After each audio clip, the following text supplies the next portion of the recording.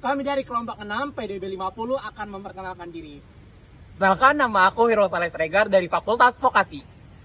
Halo, perkenalkan nama aku Marsana Opia dari Fakultas Vokasi. Halo, perkenalkan nama aku Khaira Amelia Zakaria dari Fakultas Kedokteran Hewan. Halo, aku Rena Haryanti dari Fakultas Keperawatan. Halo, aku Catherine Ababel Zazabila dari Fakultas Vokasi. Halo, aku Fitri Widianisi dari Fakultas Vokasi. Halo semuanya, aku Faiza Kalian Ahmad dari Fakultas Kedokteran Hewan. Halo, aku Raditya Brian Aryo Priyono dari Fakultas Ekonomi dan Bisnis.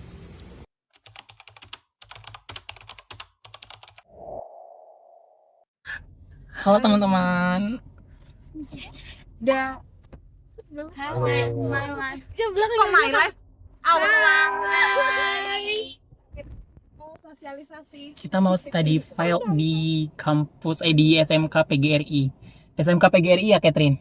Ya, SMK PGRI 4. Itu di Kali dan Indah. Apa ya? Gak boleh, Pak?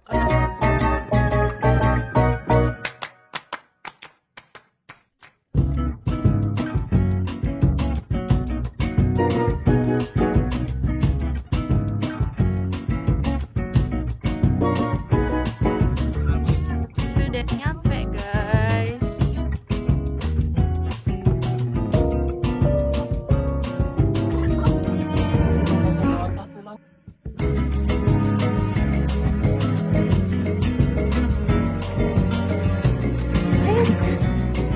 Yuk, ikut aku tur ke ruang BK SMKN 5.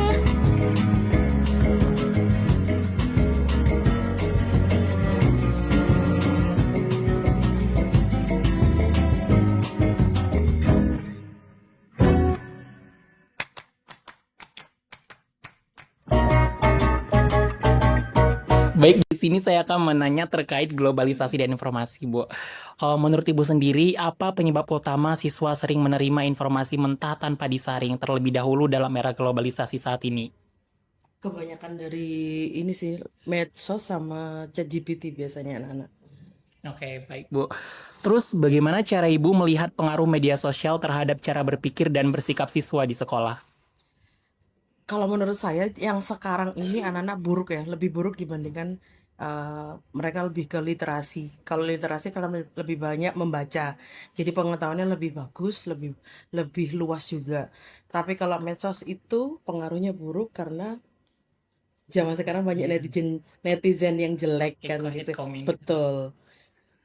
Oke, makasih ya, Bu. Terus ini ada pertanyaan juga. Menurut pandangan Ibu, apakah ketidaktaatan siswa terhadap aturan sekolah termasuk bentuk dekadensi moral? Bisa jadi karena itu kebanyakan mereka melihatnya dari medsos yang jelek dilihat langsung dilaksanakan. Iya, Betul. benar. Terus, faktor apa saja yang biasanya memicu siswa untuk tidak menaati peraturan sekolah di sini, Bu?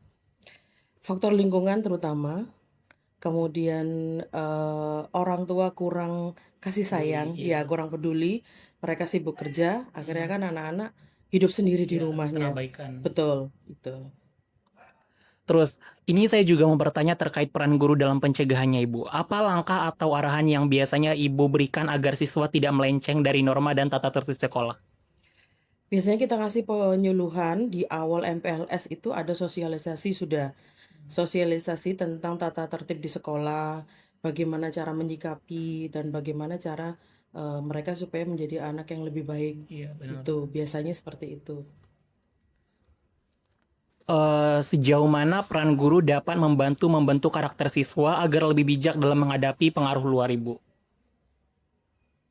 Kalau di sini yang biasanya berhadapan langsung dengan kita itu anak yang bermasalah.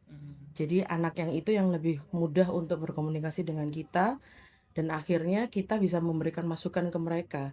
Kalau untuk anak yang tidak bermasalah itu yang jarang masuk dengan atau ngobrol dengan kita.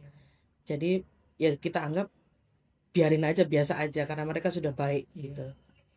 Oke, di sini saya juga mau menyinggung pembinaan siswa yang melanggar, Ibu. Bagaimana bentuk pembinaan yang dilakukan jika ada siswa yang melanggar aturan sekolah? Aturannya seperti apa dulu? Karena kita banyak banget aturannya. Seperti dekadensi moral gitu yang melanggar seperti jauh ataupun jauh dari norma gitu, melanggar norma-norma yang ada di lingkungan kita sendiri gitu. Seperti apa itu, Mas? Kayak melanggar Kayak melanggar peraturan sekolah seperti apa? seperti kayak terlambat, kayak merokok gitu. Oh, kalau terlambat kita ada aturannya sendiri. Terlambat 1 kali lari, terlambat 2 kali juga lari, terlambat 3 kali itu masuk ruang BK, terlambat keempat panggilan orang tua, terlambat kelima dan keenam pemotongan rambut, terus terlambat ke 8 dan seterusnya skorsing. Skorsingnya bukan di rumah, bukan dirumahkan, tapi bersih-bersih lingkungan sekolah. Itu kalau terlambat. Kalau merokok biasanya anak-anak disuruh di bawah bendera, kita suruh hormat, sikap hormat dengan biasanya jangan jongkok sih itu. Terkait pembinaan tersebut, Ibu lebih menurut Ibu bersifat pembinaan personal, kelompok atau melibatkan pihak lain seperti wali kelas dan orang tua? Kalau kita ada bukan langsung ke BK, tapi kita ada tim ketertiban terlebih dahulu.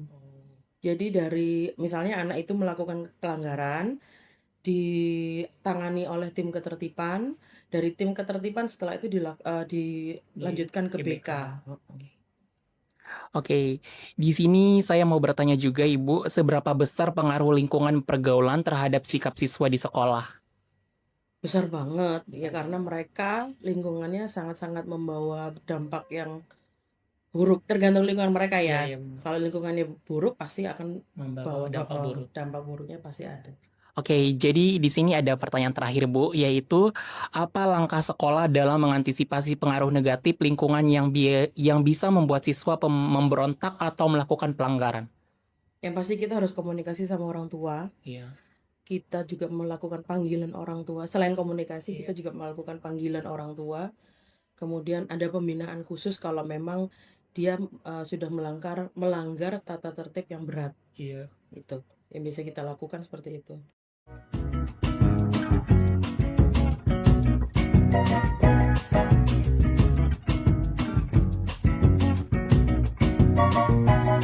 Hai guys, kita sedang jalan-jalan di SMK 4 PGRI Surabaya. Ini sekolahnya kayak gini guys. Teknik otomotif. Kan di situ dia nanya lab komputer mereka